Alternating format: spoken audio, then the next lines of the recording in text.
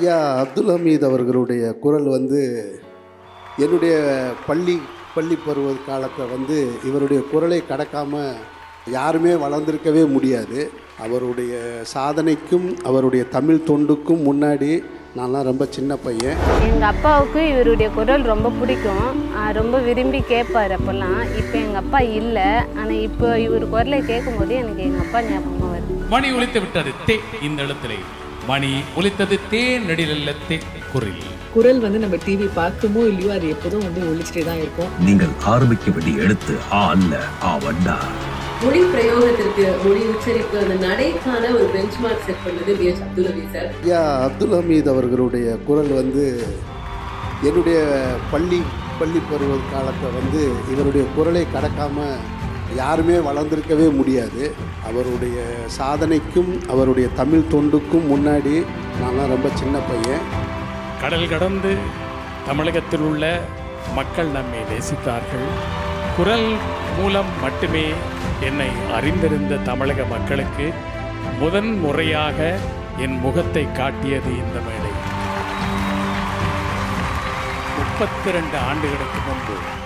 எனக்கு ரொம்ப சந்தோஷம். அதாவது இந்த விருதும் பெருமைப்படுகிறது, நானும் பெருமைப்படுகிறேன் அவருக்கு கொடுத்ததற்காக. லலிதாவின் பாட்டுக்கு பாட்டு.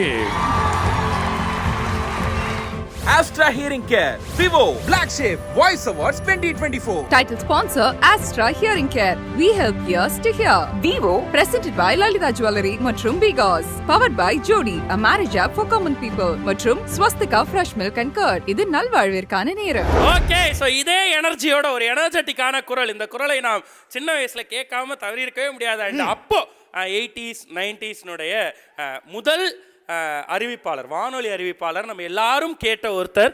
அவருக்கான விருதை கொடுப்பதற்கான தருணம் இது. இது ஒரு ஹிஸ்டாரிக் மூமெண்ட். நம்ம எல்லாருக்குமே அப்படி ஒரு சந்தோஷத்தை கொடுக்கக்கூடிய இந்த தருணத்திற்கு ப்ரெசென்டராக இப்போ நம்ம மேடைக்கு அழைக்க போகிற ஒருத்தர். அவரை பற்றி சொல்லணும்னா 38 வருடங்களாக தங்கம் வெள்ளி வியாபாரத்தில் இவர் வியாபாரம் பண்ணுறாருன்னே சொல்ல முடியாது. டெய்லி நம்ம வீட்டுக்குள்ள ஒருத்தராக உட்காந்து உங்கள் காசு இல்லைங்க, ஏன் காசு, உங்கள் சேமிப்பு ஏன் சேமிப்புன்னு சொல்லி தினம் நம்மளுடைய காதுகளில் எந்த மூலைக்கு போனாலும் ஒழிச்சுக்கிட்டே இருக்கக்கூடிய ஒருத்தர். இன்னைக்கு நடுத்தர வர்க்கத்திற்கு சேமிப்பு அப்படின்ற அவசியத்தை தினம் அறிவுறுத்திட்டு இருக்கக்கூடிய ஒருத்தராக இருக்கக்கூடிய லலிதா ஜுவல்லரியினுடைய MD கிரண் சார் அவர்களை மேடை கலைக்கிறோம் இந்த விருதினை வழங்குவதற்கு.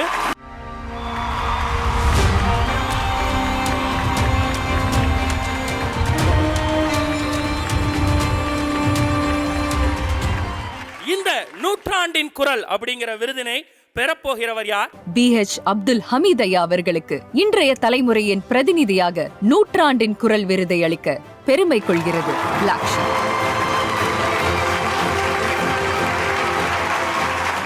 நூற்றாண்டின் குரல் B.H. அப்துல் ஹமீத் ஐயா அவர்களை மேடை கலைப்பதற்கான தருணம் இது.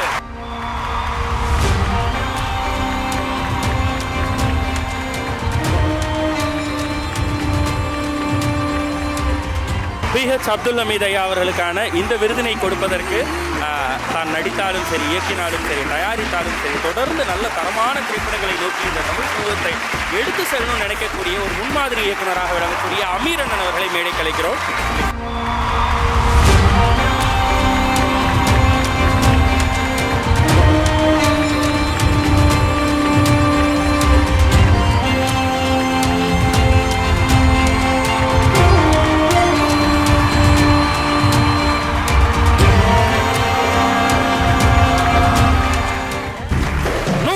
குரல் விருதிற்கான தருணம் இது.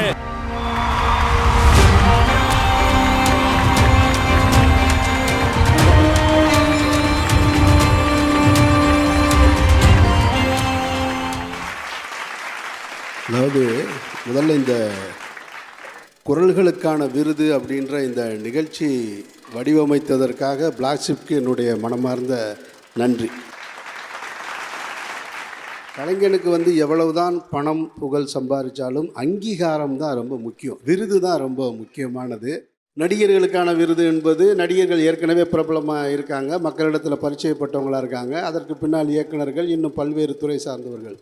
இந்த குரல் மட்டுமே எப்பொழுதுமே வந்து முகம் தெரியாது, குரல் மட்டுமே தெரியும். தங்களுடைய முகங்களை வெளிக்காட்ட முடியாத பல குரல்களை, முகம் தெரியாத பல குரல்களுக்கு நீங்கள் விருதுன்னு இங்கே அறிவித்தது இருக்கு இல்லையா, அதுக்கு என்னுடைய நெஞ்சார்ந்த நன்றியும் வாழ்த்துக்களும். அதில் ஐயா அப்துல் ஹமீத் அவர்களுடைய குரல் வந்து என்னுடைய பள்ளி பருவ காலத்தை இவருடைய குரலை கடக்காமல் நான் வாழ்ந்ததே இல்லை, யாருமே வளர்ந்துருக்கவே முடியாது. இப்போ ஐயா டிஎம்எஸ் இருக்காங்க, எஸ்பிபி சார் இருந்தாங்க, அவங்கெல்லாம் 30,000 பாட்டு பல ஆயிரம் பாடல்களை எல்லாம் பாடி மக்களிடத்தில் போய் நின்னாங்க. அவர் எந்த பாட்டும் பாடலை. தமிழில், அழகான தமிழில், ஆங்கிலம் கலக்காத தமிழில் பேசியது மட்டும்தான் அவருடைய மிகப்பெரிய சாதனை. உலகம் முழுவதும் குரலுக்கான ரசிகர்கள் கிட்டத்தட்ட ஒரு 50 ஆண்டுகளுக்கும் மேலாக இந்த குரல் மூலமாக வசியப்படுத்தி வச்சுருக்கீங்க. இந்த குரலை கேட்டவுடனே இந்த முகம் தெரிஞ்சிடும். அது இறைவன் கொடுத்த வரம்னு நினைக்கிறேன் நான். அதுலேயும் ஒரு மொழியில் ஒரு தொகுப்பாளராக இருக்கிறதுன்றது பிற மொழி கலக்காமல் செய்கிறதான் சிறப்பு. அவர் ஒரு நாள் கூட ஒரு வார்த்தை கூட ஆங்கிலமோ பிற மொழியோ கலக்காமல் தூய தமிழில் பேசி எல்லோருடைய உள்ளங்களில் இருக்கார். அவருடைய சாதனைக்கும் அவருடைய தமிழ் தொண்டுக்கும் முன்னாடி நான்லாம் ரொம்ப சின்ன பையன். எனக்கு ரொம்ப சந்தோஷம். அதாவது இந்த விருதும் பெருமைப்படுகிறது, நானும் பெருமைப்படுகிறேன் அவருக்கு கொடுத்ததற்காக. நன்றி நன்றி நன்றி நன்றி என்ன ஐயா. வணக்கம் அன்பு தமிழ் உள்ளங்களே.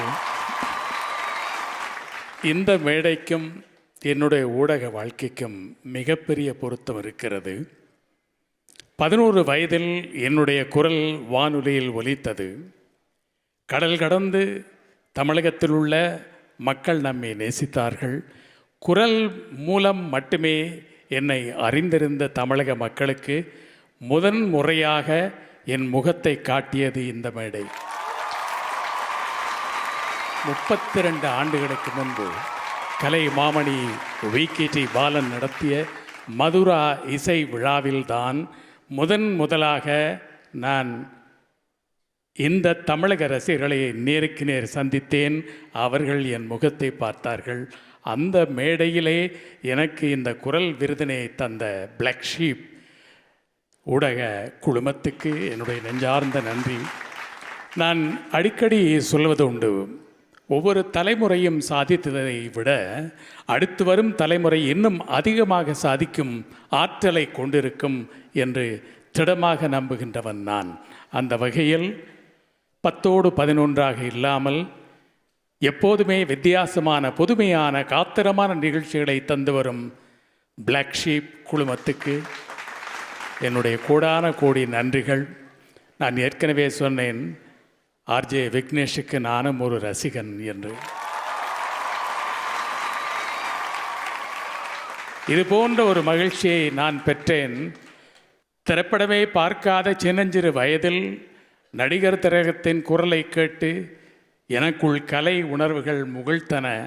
அதே நடிகர் திலகம் என்னை சந்தித்த போது நான் உங்கள் ரசிகன் என்று சொன்னார்.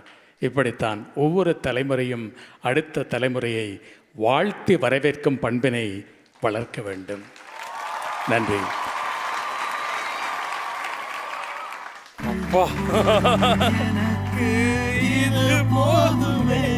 ஐயா ரொம்ப ரொம்ப நன்றிங்க. பெரிய வார்த்தைகள். ஸோ ஐயா சொன்ன மாதிரியே 32 வருடங்களுக்கு முன்பு இந்த மேடையில் உங்களுக்கு ஒரு அந்த நினைவை நீங்கள் நினைவுபடுத்துனீங்க. எங்களுக்கெல்லாம் எல்லாருக்கும் நாங்கள் ஒரு மொமெண்ட் கொடுத்தோங்க ஐயா. அது மாதிரியான ஒரு மொமெண்ட் உங்களுக்கும் இருக்குது. அதாவது வானொலி ரசிகர்கள் மட்டுமல்ல, வானொலியில் இன்று அறிவிப்பாளராக இருக்கக்கூடிய அடுத்த தலைமுறையும் உங்களை எப்படி பார்த்துருக்காங்க அப்படின்றதுக்கான ஒரு சின்ன எங்கள் அன்பின் வெளிப்பாடான ஒரு ஏவி உங்களுக்காக.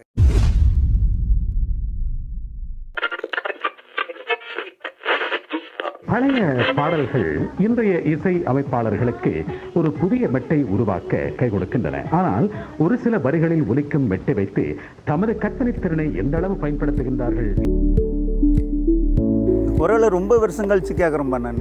இவரோட குரல் மறக்கவே முடியாத குரல். அப்துல் ஹமீதோடைய வாய்ஸ் பாது. நாங்கள்லாம் சின்ன பிள்ளையா இருக்கு சொல்லவே லலிதாவின் பாட்டு நிகழ்ச்சி தான் ரொம்ப விரும்பி பார்ப்போம். நல்லா அவ்வளோ ஒரு அருமையாக இருக்கும் பார்க்கறதுக்கு. இந்த தமிழை யாராலையுமே பேச முடியாது, இவர் மாதிரி ட்ரை பண்ண முடியாது. எங்கள் அப்பாவுக்கு இவருடைய குரல் ரொம்ப பிடிக்கும், ரொம்ப விரும்பி கேட்பார் அப்போல்லாம். இப்போ எங்கள் அப்பா இல்லை, ஆனால் இப்போ இவர் குரலை கேட்கும் போது எனக்கு எங்கள் அப்பா ஞாபகமாக வருது. மணி ஒலித்து விட்டது தே இந்த இடத்திலே மணி ஒலித்தது தேன் நெடிலெல்லத்தே குரில். Hi, this is Mirchi Sivasankari. Hi, நான் ஆர்ஜி ஷாம். அவங்க ஆர்ஜே தீனா. நான் ரேடியோ சிட்டி ஆர்ஜே சக்தி. நான் உங்க ஆர்ஜே பிளேட் சங்கர் பேசுறேன். நான் ஆர்ஜே முன்னா. நான் டைரி மாயா பேசுறேன். நான் சிவலிங்கம் சிறிதரன், இலங்கை வானொலி. வானொலி உலகின் பெருமை. அவருடைய ரேடியோ ஷோஸ் பத்தி அவ்வளோ சொல்லி நான் வந்து கேள்விப்பட்டிருக்கேன். BH Abdul Hameed sir. அவருடைய குரலை கேட்டு வளர்ந்து ஒரு சமுதாயத்துல நம்மளும் இருந்திருக்கோம் அப்படின்றதே ஒரு பிரைட் மூமெண்ட் தான். குறிப்பா 90s கிட்ஸுக்கு BH அப்துல் ஹமீத் அப்படிங்கிறது வெறும் ஒரு பெயர் கிடையாது, அது ஒரு இமோஷன் அப்படின்னு சொல்லலாம். ஏறக்குறைய 6 தசாப்தங்கள்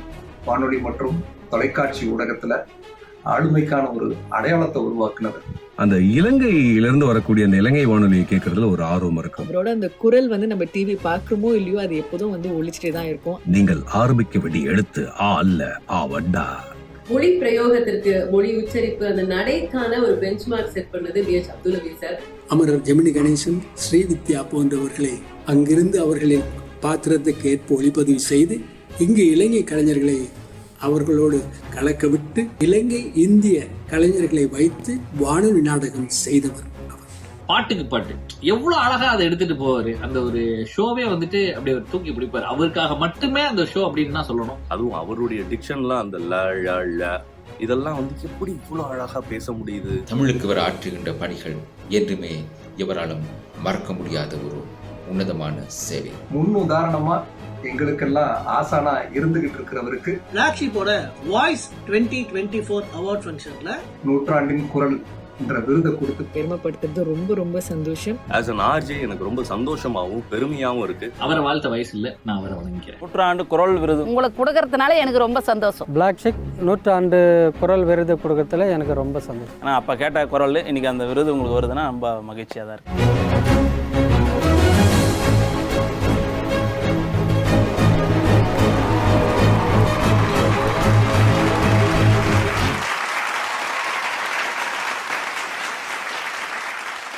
நன்றி.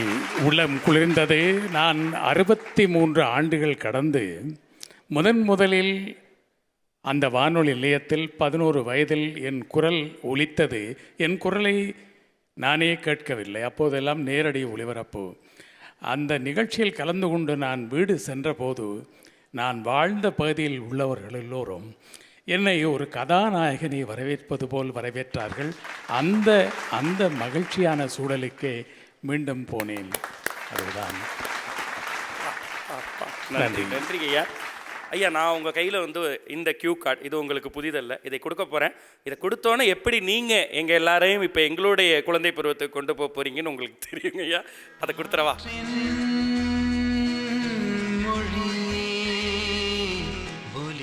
இங்கே தொலைக்காட்சியில் என்னை அறிமுகப்படுத்தியவர் அன்பு சகோதரர் ரமேஷ் பிரபா. அதற்கு ஆதரவு தந்தவர்கள் லலிதா நகை மாளிகையினர். அந்த நிகழ்ச்சி தான் பாட்டுக்கு பாட்டு நிகழ்ச்சி உலகெங்கும் என்னை அறிமுகப்படுத்தியது. ஆகவே லலிதா ஜுவல்லரியின் அதிபர் திரு கிரண் அவர்களுக்கும் இந்த வேளையில் நெஞ்சார்ந்த நன்றியை தெரிவித்துக் கொள்கின்றேன். லலிதாவின் பாட்டுக்கு பாட்டு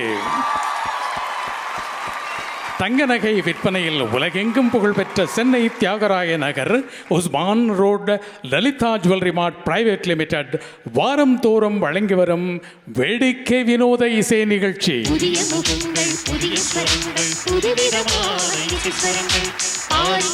வணக்கம் அன்பு நெஞ்சங்களே. சுமார் 40 ஆண்டுகால வரலாற்றை கொண்டது இந்த பாட்டுக்கு பாட்டு நிகழ்ச்சி. இலங்கை வானொலியில் ஆரம்பித்து அங்கிருந்து வட இந்தியாவுக்கு சென்று அந்தாக்ஷரி என்ற பெயரில் தொடர்ந்து மீண்டும் தமிழகத்துக்கு வந்து 17 ஆண்டுகள் ஒளிபரப்பாகிய மட்டுமல்ல ஒளிபரப்பாகிய நிகழ்ச்சியும் அதை சிமல் காஸ்ட் என்று சொல்வார்கள். இங்கே சன் தொலைக்காட்சியில் ஒளிபரப்பாகும் போது அதே நேரம் இலங்கை வானொலியும் அதில் நிகழ்ச்சி ஒளிபரப்பாக்கியது. நான் நினைக்கின்றேன் வரலாற்றில் அந்த ஒரு நிகழ்ச்சி தான் வானொலியிலும் தொலைக்காட்சியிலும் ஒளிபரப்பான நிகழ்ச்சி. இது லலிதாவின் பாட்டுக்கு பாட்டு. லலிதாவின் பாட்டுக்கு பாட்டு.